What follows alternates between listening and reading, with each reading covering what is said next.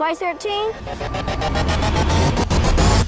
Queden pocs dies perquè acabi l'any 2013 i avui és la vigília de Nadal. No podia ser d'una altra manera que no us dediquéssim un programa especial i avui ho fem recordant alguns dels reportatges que us hem preparat durant tot aquest any. Primer parlem de música i després de cuina. Tot això ho fem amb unes curiositats especials.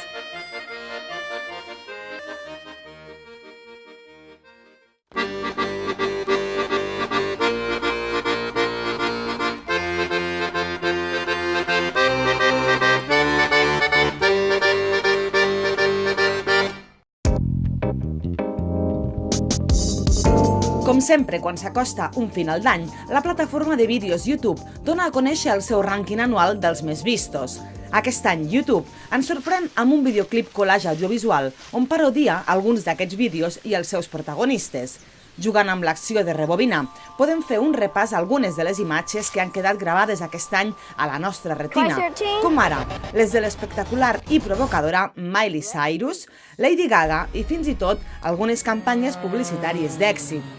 La música d'aquest videoclip va a càrrec de The Fox, Get Lucky, Gentleman i Harlem Shake, entre altres cançons més sonades durant aquest any.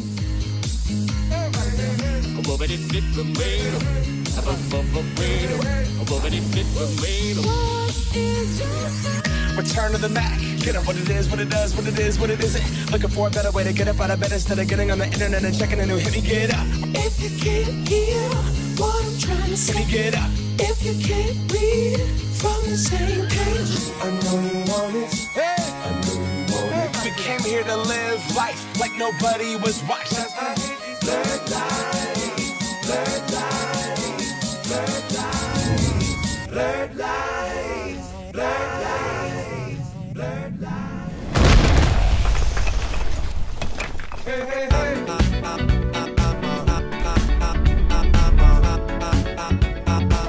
I'm up all night to get lucky. We've come too far to give up who we are. So let's raise the bar and suck up to the stars from the same page. We're up all night to the sun. We're up all night to get some. We're up all night to get fun. We're up all night to get lucky. We're up all night to get lucky. We're up all night to get lucky.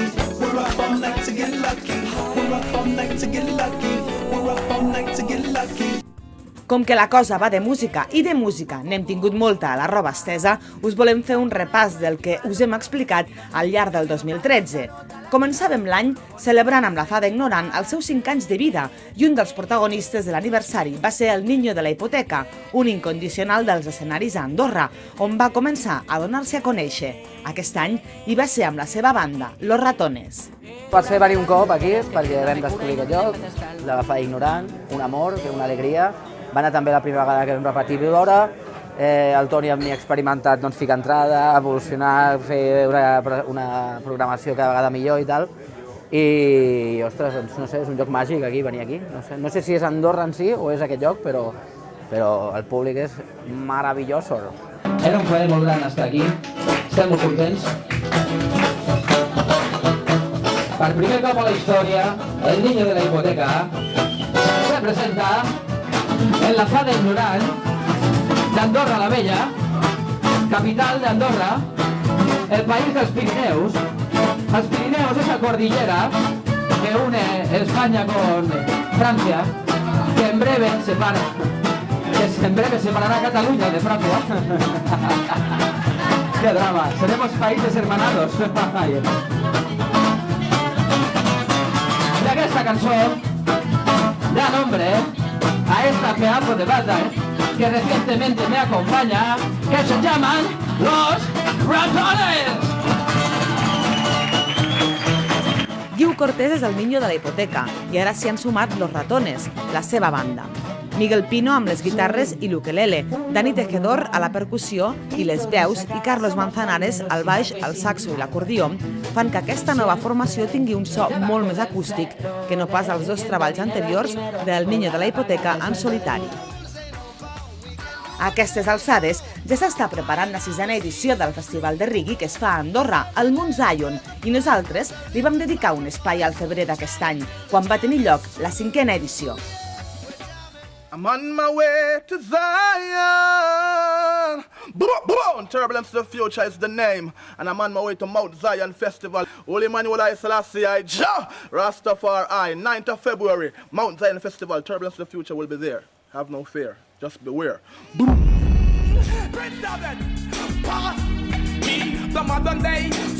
Vídeos com aquests són els que els seguidors de la pàgina oficial de Facebook del Mount Zion Reggae Festival Andorra estan veient aquests dies.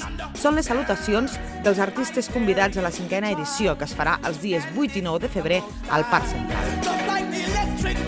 Aquest és el festival de música més multitudinari que es fa a Andorra i els culpables són dos amics que sota el segell Standard Sound tenen com a únic objectiu difondre la música reggae allà on van i allà on són. La primera edició del festival es va fer a la Sala Apolo d'Andorra la Vella i l'any passat ja van ser 2.000 les persones que hi van assistir. Les primeres edicions, l'aforament de l'Apolo eren unes 400 persones i tots els anys ens vam quedar sense entrada. Llavors, al canviar d'ubicació a la carpa, ja és un lloc molt més gran on hi cap molta més gent i el que ens hem donat compte és que ve molta gent de fora. Nosaltres, a través de la nostra pàgina web i de xarxes socials, rebem molt el feedback de la gent, preguntes que ens fan i el que veiem és això, que molta gent de fora, fins i tot de llocs que mai diríem, molta gent ve al festival. La gent ha arribat a vindre des d'Andalusia, de Cádiz, aquest any hi ha una gent de Canàries que volen vindre, de Galícia, Madrid, de França, el nord de França ens han contactat també. Que els primers sorpresos som nosaltres, però realment et dona una idea de la magnitud del festival, de lo que s'ha convertit en poc temps.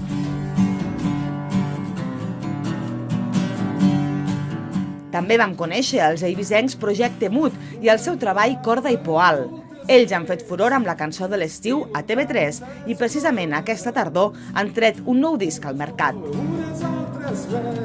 David Serra i Joan Barber són un tàndem que es fan dir Projecte Mut, una de les formacions musicals de parla catalana que ha apostat des de fa temps per difondre les seves creacions a les xarxes socials. Els seus fidels seguidors són els primers que van poder escoltar els seus treballs discogràfics abans que sortissin al mercat. Ells són d'Eivissa i han vingut a Andorra per presentar el seu segon disc. I és que, a banda del contacte directe amb el seu públic, són molt conscients que per la música en català i la música que es fa a les illes, l'entorn digital ha estat un factor clau pel seu èxit. Projecte Mut miram de ser tot el que podem, d'estar tot el que podem dins de les xarxes. Primera perquè, com dèiem, la llengua cantada en català i això hi tens que estar, però és que nosaltres a més tenim aquest d'això, tornem a repetir, però és important perquè estem en una illa, entonces valga la redundància, te aísla, no? Estàs un poc... Més necessitat tenim de difondre. Sí. Realment no va ser una cosa que diguéssim mira, hem d'estar a les xarxes, no, és que va ser una necessitat. La gent pot escoltar les nostres cançons, per supost, a iTunes i a Spotify, sobretot, però també els tenim penjades en el fanpage de Facebook, també estan en el MySpace, i mai ens ha donat por. De fet, crec que hem fet amb els dos discos, no? Quan vàrem treure el disc, vàrem penjar gratuïtament totes les cançons perquè la gent els pogués sentir. I ens preguntaven, però quin sentit té fer això? Si llavors no vendreu discos. Però bueno, està clar que que mos segueixi irà d'una manera incondicional. La seva música en català, però, és diferent. És una música a cavall entre el folk i el rock que porta escrita una forta càrrega literària i una gran dosi de la cultura de les Illes Balears.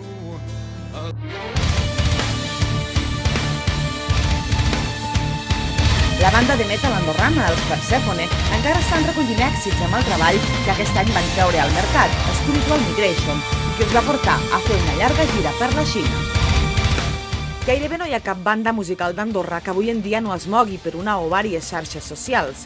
De les més veteranes, i que ho està fent d'una manera única, és Persephone. Fa unes setmanes enrere vam poder seguir a través de la seva web i la seva pàgina al Facebook la retransmissió del compte enrere de l'estrena del seu primer videoclip, així com també el llançament del seu quart disc, Spiritual Migration. Principalmente las que usamos son Twitter, Facebook y nuestra página web propia. Entonces, bueno, sí que somos una banda de Andorra como tal, y entonces podríamos pensar que la manera de comunicarnos al exterior es el catalán, pero normalmente solemos usar el inglés porque sabemos que tenemos mucha gente fuera que nos sigue, que nos entenderán obviamente mucho mejor en inglés. Pero sí que es cierto también que cuando tenemos ciertos anuncios focalizados en según qué países, por ejemplo, si queremos hacer un concierto en Andorra, si queremos hacer un concierto en España, siempre procuramos dirigirnos al público en su idioma nativo para que sea más fácil también para ellos seguirnos. Y bueno, ya desde el primer momento teníamos pensado hacer un poco todo lo que es la promoción a partir de lo que son las redes sociales, que hoy día es quizá la manera en la que más gente nos viene siguiendo, y es la manera quizá más fácil también de estar en contacto con todos los fans. Entonces, bueno, inicialmente hicimos todo lo que es la presentación de lo que es el CD, cuando se iba a lanzar, a través de qué sello se iba a lanzar, quién había trabajado en él. Hicimos un poco una introducción anunciando la fecha del 29 de marzo, y una semana después presentamos lo que es la web y presentamos el anuncio del videoclip, ¿vale? Es decir, no hicimos lanzamiento directamente. La idea es siempre intentar crear un poco de expectativa para que la gente tenga ganas de ver el videoclip y bueno, ver qué es lo que hemos hecho nuevo en este sentido. Entonces, bueno, hicimos básicamente decidimos lanzarnos por hacer una cuenta atrás, que es, bueno, siempre es un poco un recurso, se podría decir que es típico también, pero bueno, en general ha funcionado muy bien. La gente, cada día que íbamos poniendo imágenes en Facebook, sobre todo en la página web también, de cuántos días quedaban, y siempre habían pues comentarios al respecto. Aquest últim disc és líric a nivell del missatge que hem volgut transmetre amb les lletres. Ens hem volgut concentrar molt en un missatge de, bueno, compartint les nostres experiències internes, oferint a la gent eines internes com per portar una vida més saludable, més harmoniosa. Tracta sobretot amb el contacte amb l'existència, el contacte amb el planeta Terra, que és un ésser viu i que nosaltres vivim a dins d'aquest planeta i que ens permet viure a dins d'ell, però sobretot el contacte amb l'existència, i que tots tenim un motiu per el qual hem vingut a viure aquí i a tenir una experiència terrenal i per créixer, i més o menys això. Molta gent es pensa que no es pot transmetre un missatge de serenitat i harmonia i molt així espiritual amb una música tan dura o tan agressiva. Jo penso totalment el contrari, sinó que és tan intens el missatge que volem transmetre que la música així intensa i forta i agressiva ajuda a plasmar i a sellar bé el missatge que volem transmetre.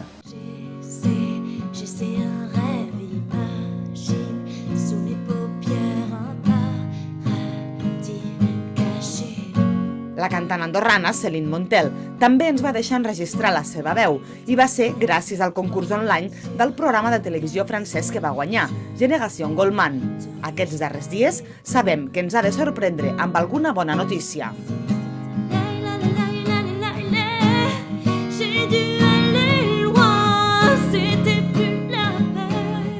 La passió per la música a la Céline li ve des de petita i s'ha format a Andorra i Barcelona per cantar i composar.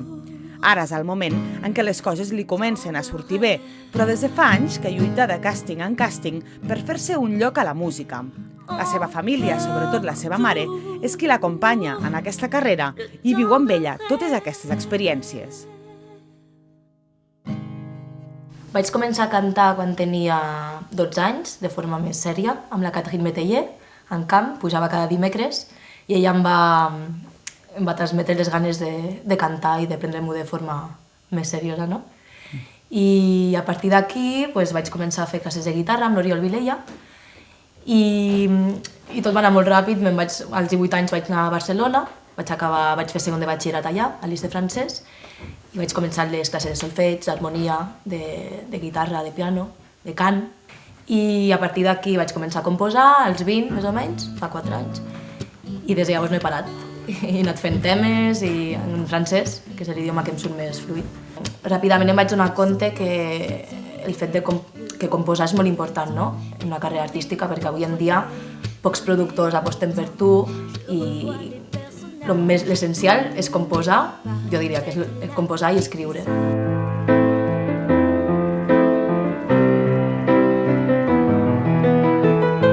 També sabem que el cantant lusità Pedro Mota es troba en ple rodatge del seu segon videoclip.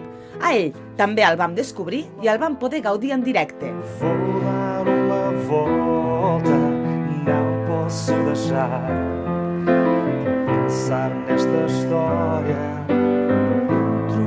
Perdido és el primer senzill del cantant Pedro Mota, que darrerament està sonant bastant a les televisions i les ràdios nacionals de Portugal, però també s'està donant a conèixer a Andorra, on viu i treballa des de fa uns anys. Mota sent passió per la música des de petit i un cop instal·lat a Andorra ha començat a composar els seus propis temes. Ha sido un poco complicada la adaptación del país, del trabajo, todos los amigos que tenía allá no los tenía y ha sido un poco raro, pero la música siempre la tenía presente y una vez que llegué aquí y ha sido un cambio tan radical, pensé que sería un buen momento de empezar otra etapa de mi vida a nivel musical, ¿por qué no componer mis temas originales?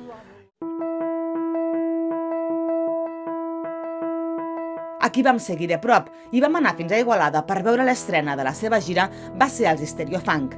Deco és el darrer treball discogràfic d'aquesta banda andorrana que no para de fer concerts presentant la seva música. Els Stereofunk, la banda d'Andorra que fa jazz, rock, funky i música electrònica tot en un i per separat està de gira. L'Oriol Vilella, l'Òscar Llaurador, el Cesc Vilarrubles, el Lluís Cartes i el Roger Casamajor van estrenar disc la setmana passada al Festival Rec d'Igualada. Un festival que organitza l'Associació Cultural La Bastida i que té l'objectiu de fer reviure el barri del Rec d'aquesta ciutat. Stereofunk es professionalitza ara amb el seu quart disc que porta per nom Deco, després de 18 anys junts, però de forma intermitent. Estem molt contents perquè són 7 temes i no són molt densos. I en comparació amb els altres discs, no? Que eren temes molt llargs ho són, però no són tan densos com abans. No? Ja no fem aquests canvis de tempo que abans teníem com una necessitat imperativa d'ensenyar i de mostrar i de... Potser és fruit perquè ens estem fent grans i això, no? Però la veritat és que el disc segueix sonant com els altres discs. Aquest punt, donar-li aquest punt una mica retro, antic, no? De no processar molt les coses, sinó que sonin bastant fidels a lo que és l'instrument. Sí que hi ha temes més pausats, més fàcils a l'oïda per la gent que no ha sentit mai Stereofunk. Hi ha molta gent que sent Stereofunk i els sembla perfecte, no? Però gent que potser no ho ha sentit, doncs potser és més fàcil de poder entrar-hi.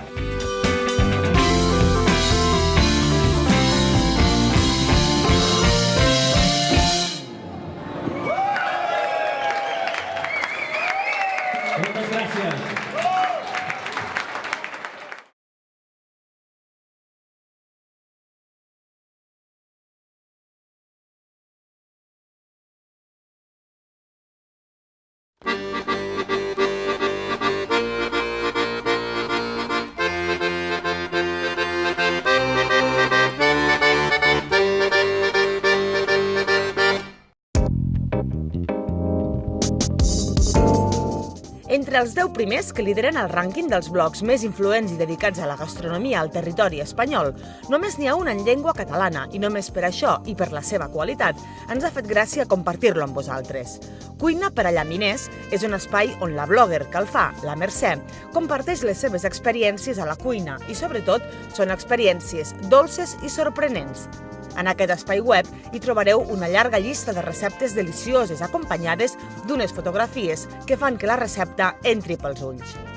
Cuina per a Llaminers està present també en una llarga llista de xarxes socials, entre elles Facebook, Twitter, Pinterest i Instagram. Sincerament, ens faria moltíssima il·lusió que algú a Andorra o al Pirineu català ens sorprengués amb un blog com aquest. I és que de persones que ocupen part de la seva vida a cuinar i difondre les seves creacions, n'hem trobat algunes durant aquest any. Una d'elles és la Vanessa Fidalgo, que durant el 2013 s'ha atrevit a obrir un blog dedicat a les seves receptes dolces. Us parlem de Purple and Cakes. Quan surto de lo que és la meva feina habitual, em dedico una mica cada dia al tema de la reposteria creativa. M'agrada molt i a poc he anat comprant llibres i cada cop m'han anat agradant més, he anat evolucionant fins de fer un pa de pessic o un pa normal a un pastís de 3 pisos, amb decoració, amb fondant i totes aquestes coses. I és com una petita obsessió, jo li dic. Jo quan estic cuinant, perquè m'agrada la cuina en general, però clar, en especial els dolços, el meu moment és quan estic fent aquell dolç, perquè em relaxo, em distrec, a lo millor algun petit problema que puc tenir o que em pot fer ballar el cap, em fico amb allò i fa que em relaxi. De fet, el puesto on passo més temps d'aquí a casa és la cuina i és el puesto on més m'agrada. És on escric els esborranys del blog, és on ho repasso, on penso quina és la pròxima cosa que faré, on reviso els meus llibres, és on passo més estones a la cuina.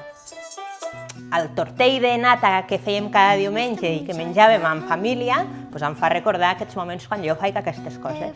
A mi realment el que m'agrada és no menjar-m'ho, sinó fer-ho i veure la cara de la persona quan li dones un pastís i veus la cara que fica, per exemple, quan li vaig fer a la meva cunyada, que li vaig fer un pastís en forma de bolso i li va encantar. Jo realment no soc molt de dolç, sempre ho provo tot el que faig, evidentment, i trec o ho poso, amb cada recepta que faig canvio moltes coses. La ficció més forta va ser aquest any passat i vaig decidir fer un blog perquè tothom que jo tenia el Facebook meu personal, ja que jo penjava les fotos de tot el que feia, sense explicació, evidentment, em va començar a demanar receptes, que per què no m'obria un blog, als meus familiars igual, als amics igual, que fins i tot em podia dedicar a això. El blog es diu Purple and Cakes i aquest nom el vam triar el meu xicot i jo. Un dia xerrant, quan ja havíem decidit que obriria aquest blog, la manera de veure quin nom li ficaríem, perquè no sabíem, no? I ella em va dir, tu que t'agrada el color lila, estem a Andorra, pastissos, i d'això va néixer Purple and Cakes, perquè Purple és lila en anglès, and d'Andorra i cakes de pastissos. Un altre dels espais web que hem descobert dedicat als queviures és l'hort del Xavi, una mena de parada de mercat online.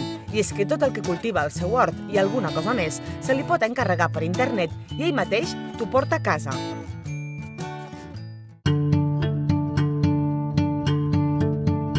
Aquest hivern s'ha posat en marxa una botiga online de fruita i verdura. Aquí es poden encomanar i comprar els productes de temporada i de proximitat que el Xavi cultiva al seu hort i et porta a casa. Estem parlant de l'hort del Xavi, un negoci que va començar amb una petita parada als mercats de la Seu d'Urgell i Puigcerdà i avui també és a internet. Des que va començar tot el de la crisi, ja fa 5 anys, clar, això en els mercats també s'hi ha notat molt, les ventes també van anar baixant bastant. I jo amb aquest món d'internet i tot això doncs també m'hi moc, jo hi compro per internet. Compro si em convé productes, inclús arbres o que em faci falta, també busco per internet i compro. I trobo que és una bona manera de poder seleccionar, poder buscar productes i bueno, després el fet aquest de que tu des de casa puguis fer una comanda i te la portin a casa, jo ho trobo molt avantatjós això. I vaig pensar, cony, si tu compres per internet, consideres que és una cosa que està molt bé, que va a l'alça, que és una cosa moderna, que va endavant, vaig pensar per què tu no ho pots fer també això.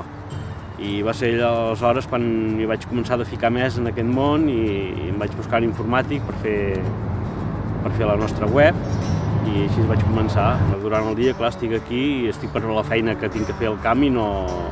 Amb la web i això ja no hi penso perquè estic concentrat en això. Però sí quan arribo a casa, que durant el dia, ara mateix, doncs, hem començat a plantar, quan comencem a tindre producte del nostre, doncs és fer una fotografia d'aquell producte i jo a la nit, quan estic a casa, doncs el penjo la pàgina web i clar, també va amb el Facebook, i llavors és a la pàgina web i al Facebook. Hi ha poca quantitat però tenim una mica de tot. Inclús encara conservem fruites de varietats antigues, com els escaballitos. Tenim de negres, en tenim de blancs, i després hi ha presseguers, hi ha cirerers, pomers de 3 classes diferents, reinetes, Tarkin, Golden, hi ha perers també, i amb hortalissa doncs, també fem de tot, tomaqueres, enciams, cebes, porros, bledes. D'entre totes les persones que ens han parlat de gastronomia, també hi trobem la naturòpata Pili Borra. Amb ella vam descobrir tot un seguit d'ingredients que desconeixíem i vam assistir a uns cursos de cuina molt interessants. Si hi ha algú que ens posa una nota de color al nostre timeline al Facebook i ho fa amb els plats que cuina cada dia i els aliments de temporada, aquesta és la Pili Borra. Ella és naturòpata i la seva pàgina al Facebook, que porta el seu nom, és una bona plataforma per conèixer les receptes de cuina i els consells més avantatjosos de com ens podem alimentar d'una manera fàcil i sana. Soc naturòpata de professió, m'he especialitzat en tot el que és l'alimentació perquè considero que l'alimentació pot ser el teu verí o pot ser el teu medicament i és una cosa que d'avui en dia cada vegada hi ha més demanda en tot aquest món. Fa 9 anys que em dedico a aquest sector, que dono cursos de cuina i ara des que estic aquí al supermercat Veritas tinc la meva pròpia consulta de naturopatia on amb aquesta cuina imparteixo els cursos i em dedico una miqueta a tot això i a difondre tot el que és els beneficis de l'alimentació ecològica i d'una manera que sigui bona per tothom i trencar molts esquemes perquè la gent es pensa que el menjar sa i l'ecològic és una mica soso o és... No, podem fer cuina gastronòmica i sana al mateix temps. Sabem que molts aliments ens aporten tota una sèrie de nutrients que ens van bé per la pell, pels intestins, pel fetge, pel ronyó i hi ha aliments que no són convenients. Aleshores, a través dels meus cursos de cuina sempre treballo amb una temàtica en concret per tenir una finalitat, un objectiu i treballar sobre aquest tema. Jo intento, per mi la cuina, a través de la meva cuina, expresso una miqueta el que sento, una miqueta com soc. Aleshores m'agrada molt la cuina i faig una cosa molt creativa perquè és una manera de... potser és la meva identitat. I a través de la cuina és com donar, no sé, aquests missatges potser d'alegria o de... no sé, és una manera d'expressar-me simplement. I aleshores penjo el que he fet aquell dia per dinar, o una idea que he tingut, o el curs que he fet, i és una miqueta, és molt espontani. Doncs a través del Facebook també vaig penjant fotos amb ingredients, aquests ingredients potser una mica més desconeguts perquè la gent tingui una miqueta de curiositat de què és allò, com es cuina, quin gust té i una manera també de que vinguin a les classes. Parlant d'ingredients naturals, hem conegut l'Arnau i l'Aina, que elaboren formatges de forma artesana a Oliana. Ells són formatges l'Oliva.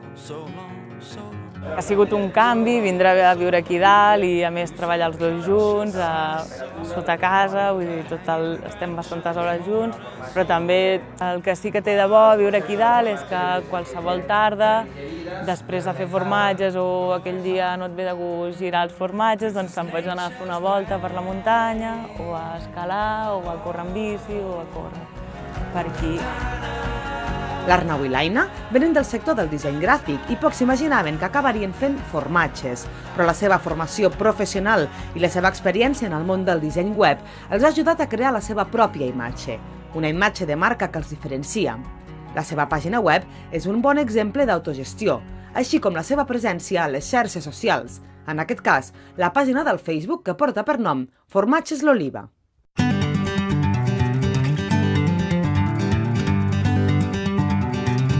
Nosaltres fem diferents tipus de formatge, amb llet de cabra, tot, i vam començar amb el formatge a l'orri, que es feia fa 30 anys, que és un formatge que es feia a la Cerdanya, amb gent neorural que va començar a fer formatges a diferents parts de Catalunya, sobretot al Pirineu català. I aquest formatge és macerat amb oli i herbes, i el fem de la mateixa manera que el feien abans allà.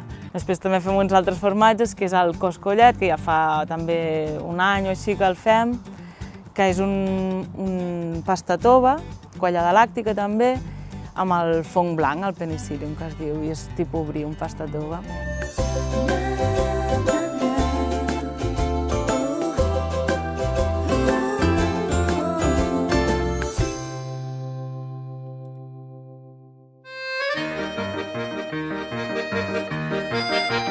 Thank you.